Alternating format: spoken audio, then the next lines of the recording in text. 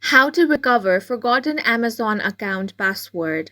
Hi guys, welcome to our channel. Let's begin. In this video, I will guide you on how you can find the username and password for Amazon account if you have forgotten that. Now, without the username and password, you won't be able to log into your Amazon account. So if you want to recover that, what you want to do is open up your settings on your device. Now scroll down and tap on the Google option over here. Now you want to tap on your Google account. Make sure to select the same Google account that was used while creating your Amazon account. Now tap on Manage Your Google Account option. You will find different details here. Swipe and find the option of security, then tap on that.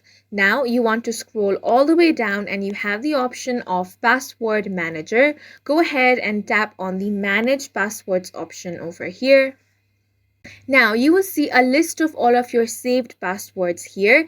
If you have saved your Amazon's password in your Google account, you will find the Amazon option over here as well. So go ahead and tap on this.